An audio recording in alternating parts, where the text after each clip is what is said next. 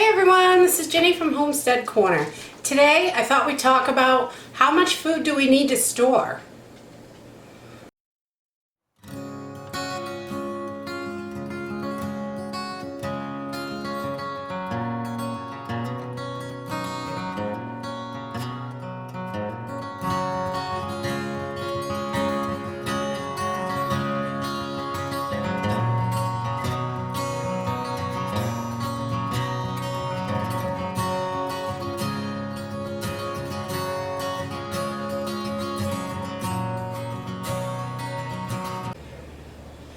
I have had a lot of questions about how much food should I store, and that depends on what your goal is. Are you looking to store food for 6 months, a year? How many people are you storing food for?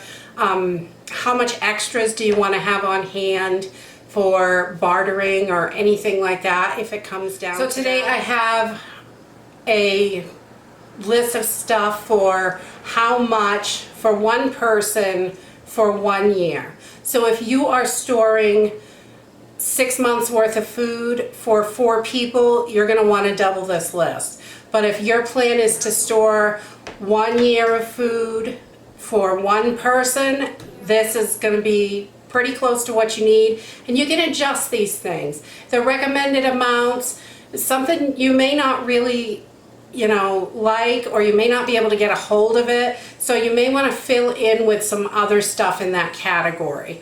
So let's go ahead and jump into this and see how much we need. Alright, so you're going to want to start off for 1 year. You're going to need about 400 pounds of grains. That is a lot of grains, but we could split that up across a bunch of different things. So if you have, let's say, in that 400 pounds, you're going to want approximately 175 pounds of wheat, about 20 pounds of flour, 30 pounds of cornmeal, about 50 pounds of rolled oats, about 80 pounds of rice, 5 pounds of pearled barley, and about 40 pounds of pasta. So if you don't use that much wheat, you can adjust that 175 pounds. I think it's good to have some wheat on hand, but if you could definitely move that to a little more rolled oats, a little more pasta. If you can't have wheat because of some kind of intolerance, you could move that to a flour or something that you can have. If you use nut flour or something like that, that would be fine as well. But you're going to want to be in that range for those items, right about 400 pounds. Alright, so the next section is legumes. So a lot of people store dried beans and things like that, and so they recommend 45 pounds of dried beans in your food storage. 2 pounds of lima beans, 2 pounds of soybeans, 2 pounds of split peas, 2 pounds of lentils, and 7 pounds of a dried soup mix. So if you really don't like split peas, add to something else. Move it or shift those pounds around.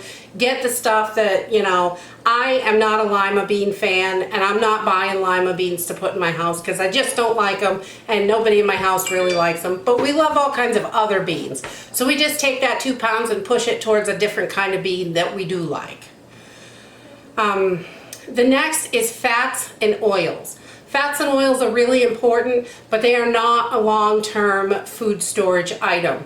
They're considered a short-term food storage because, like, your regular cooking oils and olive oil and stuff like that are going to last about a year.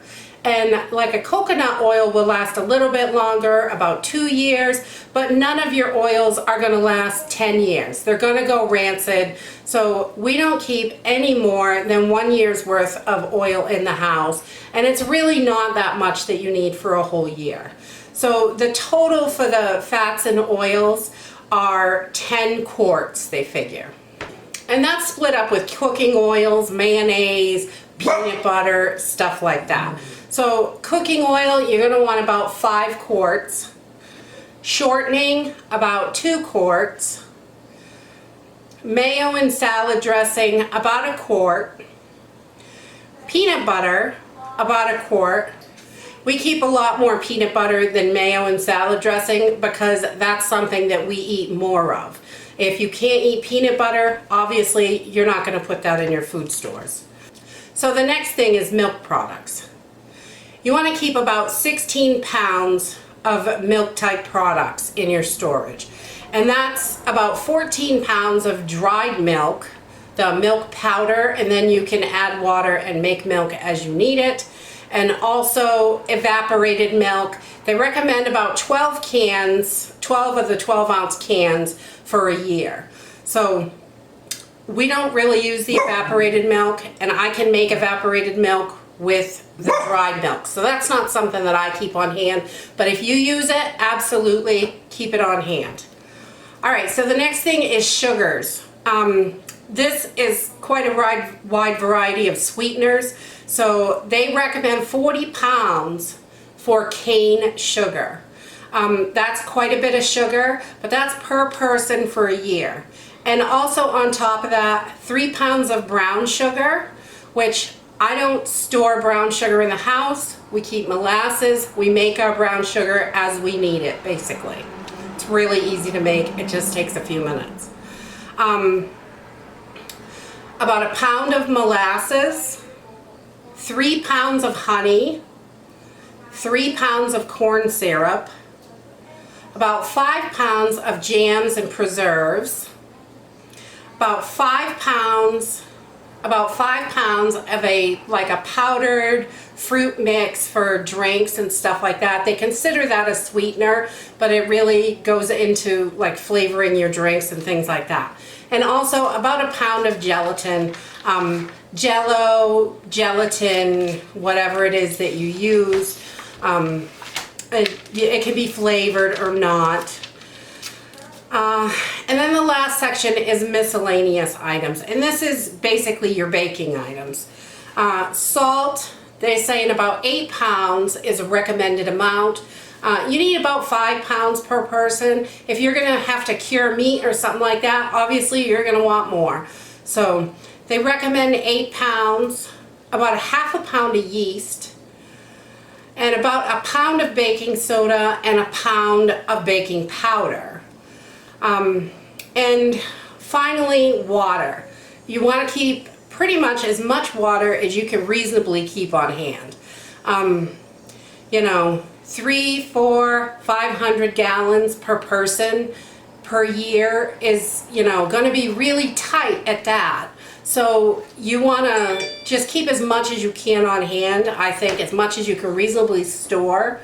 And your water is you're gonna have to find a water source if the water goes down. Hopefully you can look around, and sometimes your town will know if there is a local spring or something, a place that you could go and get water.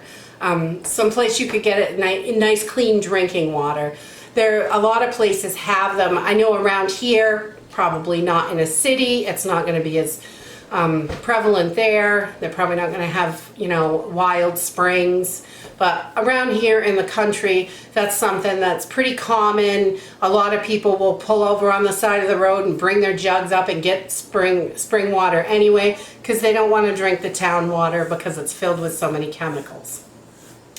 But that's a bare bones estimate for what you need for a year. Obviously, you're going to want to add fruits and vegetables to this list. You're going to want to add some easy soups, things like that. This list is bare bones, just what you're going to need to keep you alive for a year. So when you add other things into this, it is just going to increase the nutritional value for you. So you're going to have more nutrition, and you may not need as many pounds of beans if you have canned meats on the shelf. You may not need as many pounds of, wheat if you have more flour or more other things on the shelf. So it's just it's a bare bones thing, and you can adjust it. Because it says 175 pounds a week, 20 pounds of flour, doesn't mean it has to be exactly those numbers. You want to mix it to how it's going to work for you. If you are going to go more with wheat flour, you know, you could go all wheat flour and wheat berries, or however you want to do it. It's going to be individualized to each person, but this is just an idea of how much one person needs to survive for 1 year. And that's it for this video. If you like this video, give me a thumbs up. Subscribe. We'll see you in the next video. Bye.